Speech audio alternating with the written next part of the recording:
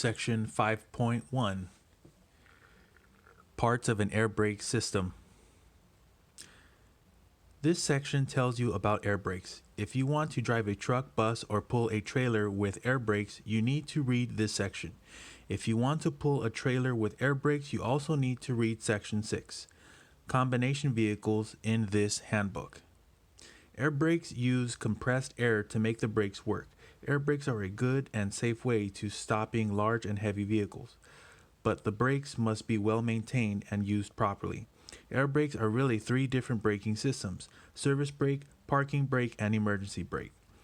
The service brake system applies and releases the brakes when you use the brake pedal during normal driving. Parking brake system applies and releases the parking brakes when you use the parking brake control. Emergency brake system uses parts of the service and parking brake systems to stop the vehicle in a brake system failure. CDL air brake requirements. For CDL purposes, a vehicle's air brake system must meet the above definition and contain the following, which will be checked during the vehicle inspection test: air gauges, low pressure warning devices. If the vehicle you use for your road test does not have these components, your vehicle will not be considered as having an air brake system, and you will have a no air brakes L restriction on your CDL. Note: a full service brake application must deliver to all brake chambers not less than 90% of the air reservoir pressure remaining with the brakes applied. The parts of these systems are discussed in greater detail in the following paragraphs.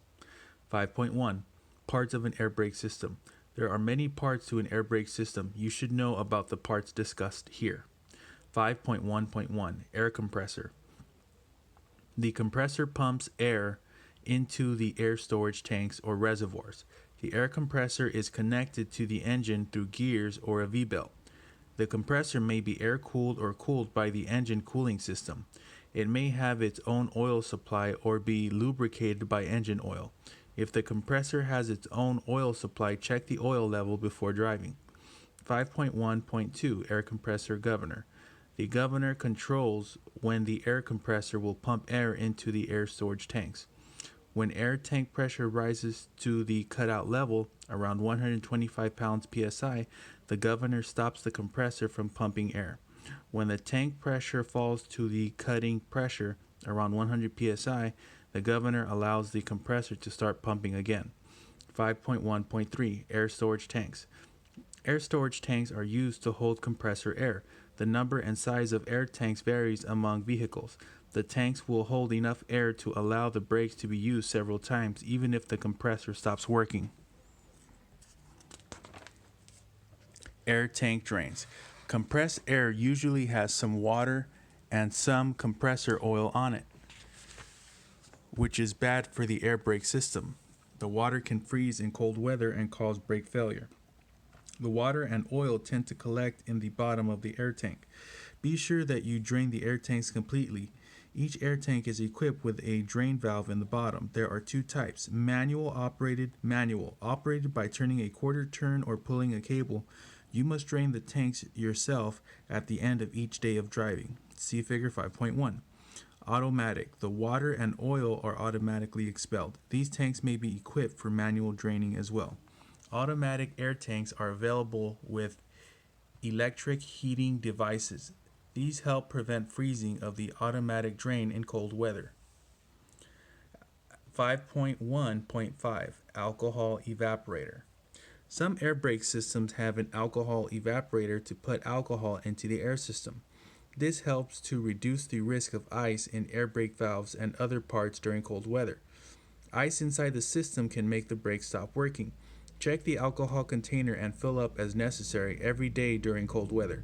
Daily air tank drainage is still needed to get rid of water and oil, unless the system has automatic drain valves. Safety valve. A safety relief valve is installed in the first tank the air compressor pumps air to.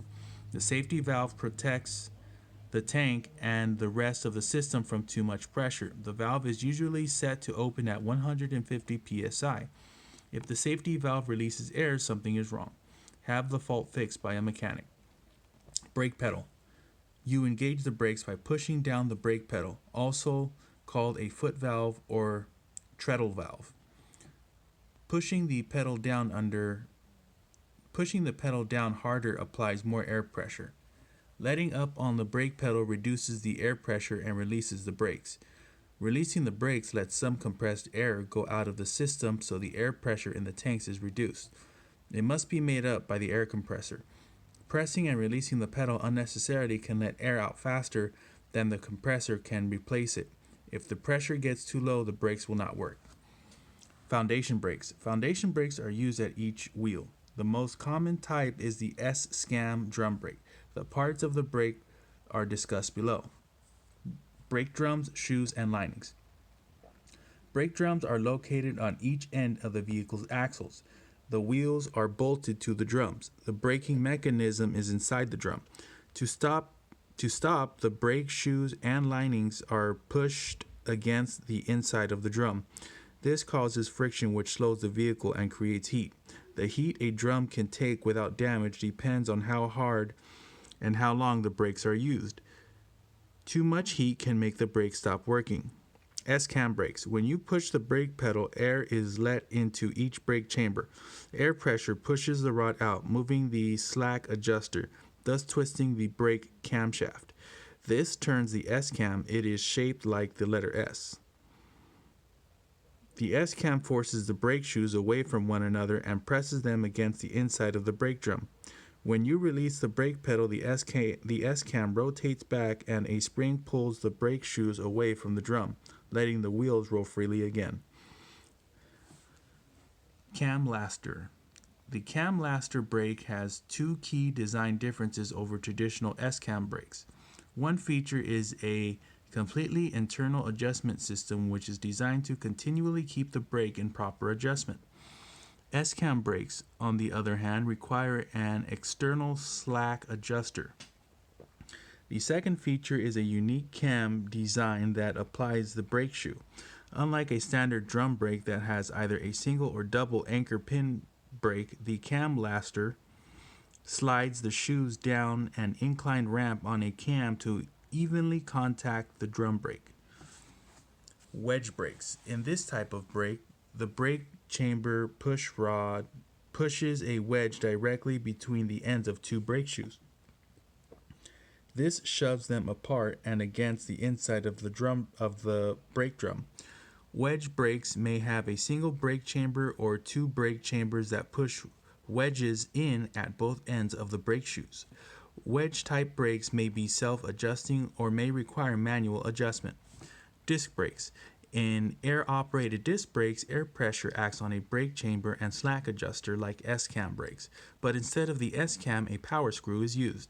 The pressure of the brake chamber on the slack adjuster turns the power screw. The power screw clamps the disc or rotor between the brake lining pads of a caliper, similar to a large C-clamp. Wedge brakes and disc brakes are less common than S-cam brakes. Supply pressure gauges. All vehicles with air brakes have a pressure gauge connected to the air tank. If the vehicle has a dual air brake system, there will be a gauge for each half of the system, or a single gauge with two needles. Dual systems will be discussed later. These gauges tell you how much pressure is in the air brakes. Application pressure gauge. This gauge shows how much air pressure you are applying to the brakes. This gauge is not on all vehicles. Increasing application pressure to hold the same speed means the brakes are fading. You should slow down and use a lower gear. Brakes that are of adjustment, air leaks, or mechanical problems can also cause the need for increased pressure. Low air pressure warning. A low air pressure warning signal is required on vehicles with air brakes. A warning signal you can see must come on when the air pressure in the tanks falls between 55 and 75 psi, or one half the compressor governor cutout pressure on older vehicles. The warning is usually a red light. A buzzer may also come on. Another type of warning is the wigwag.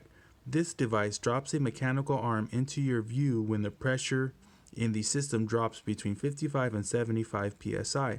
An automatic wigwag will rise out of your view when the pressure in the system goes above 55 and 75 psi. The manual reset type must be placed in the out of view position manually. It will not stay in place until the pressure in the system is above 55 psi. On large buses, it is common for the low pressure warning devices to signal at 80 to 85 psi. 5.1.12 Stoplight switch. Drivers behind you must be warned when you put your brakes on.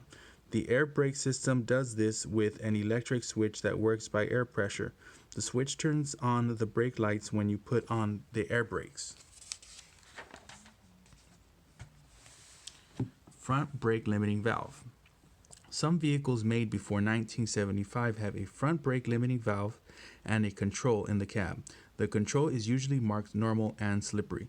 When you put the control in the slippery position, the limiting valve cuts the normal air pressure to the front brakes by half.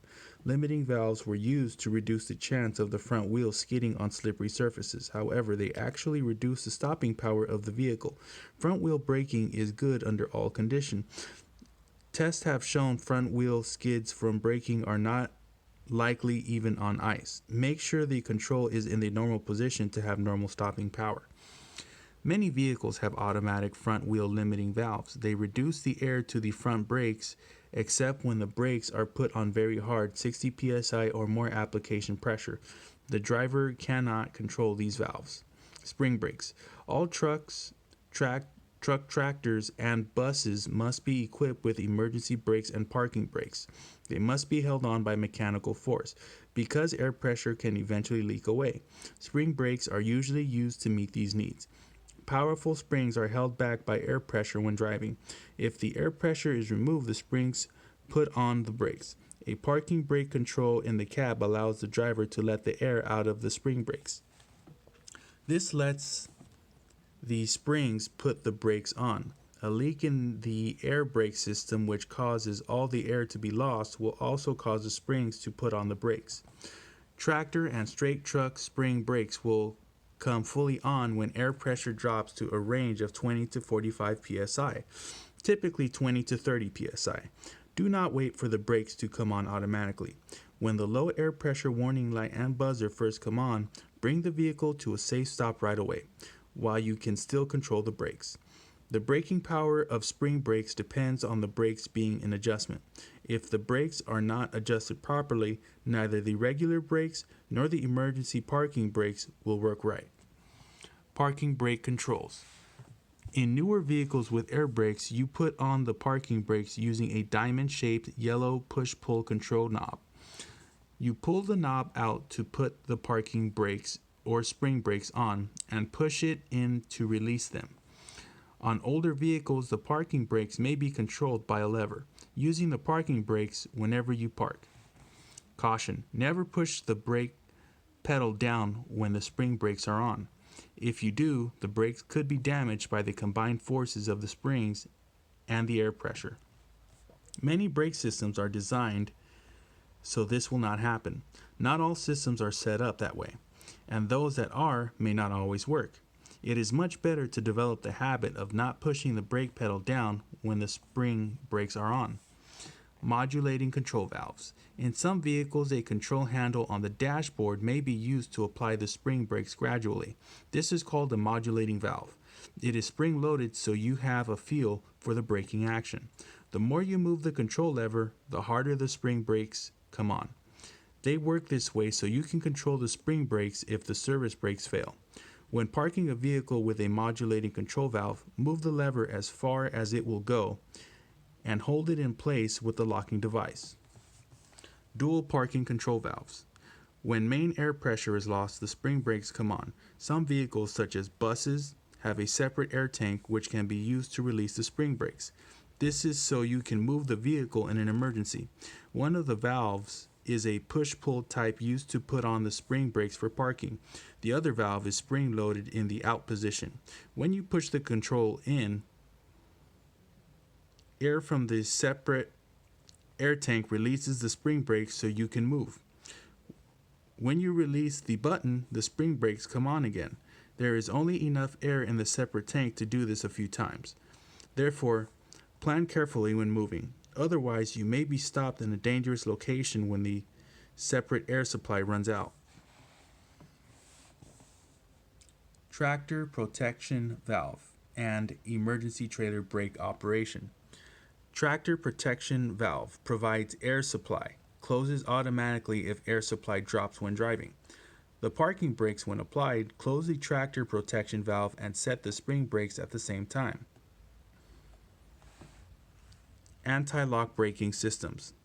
Truck tractors with air brakes built on or after March 1st, 1997, and other air brake vehicles like trucks, buses, trailers, and converter dollies built on or after March 1st, 1998 are required to be equipped with anti-lock brakes.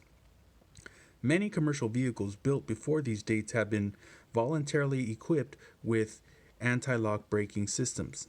Check the certification label for the date of manufacture to determine if your vehicle is equipped with anti-lock braking systems, or ABS. ABS is a computerized system that keeps your wheels from locking up during hard brake applications. Vehicles with ABS have yellow malfunction lamps to tell you if something is not working. Tractors, trucks, and buses will have yellow ABS malfunction lamps on the instrument panel.